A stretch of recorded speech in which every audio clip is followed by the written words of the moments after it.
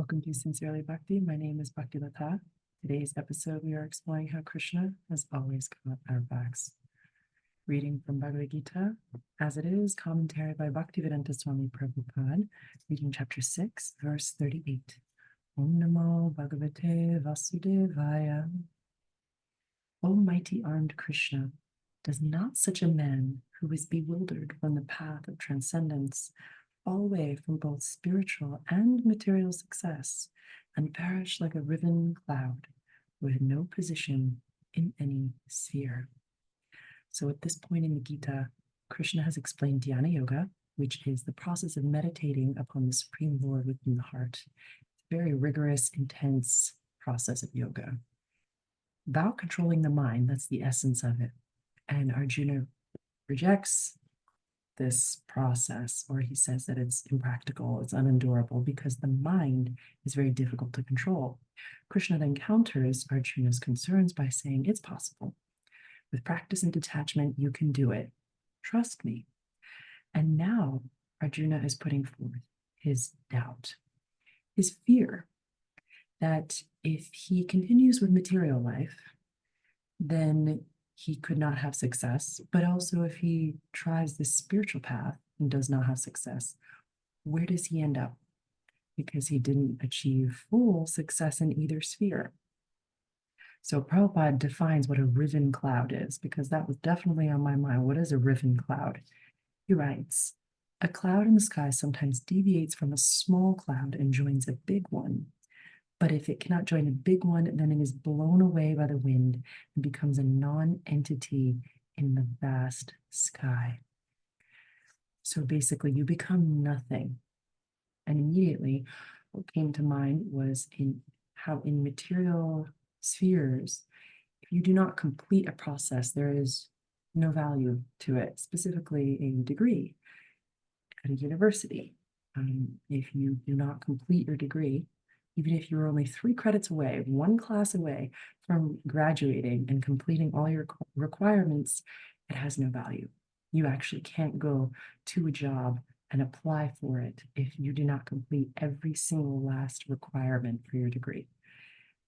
And it's like that is the material world and the frame of reference that Arjuna has. He's almost wondering, does that same principle apply to spiritual practice?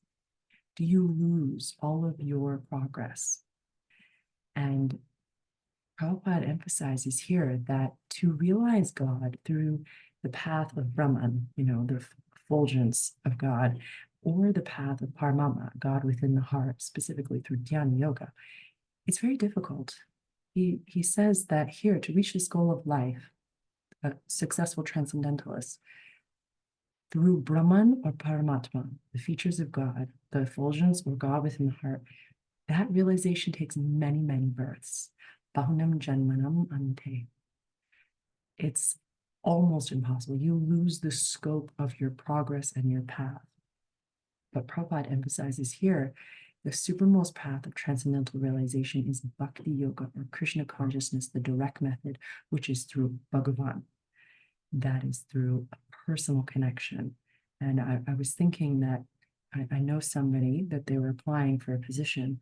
They didn't have all of their requirements lined up, but they knew somebody who was in the department who could actually understand that they were going to be an asset to their company, to their business.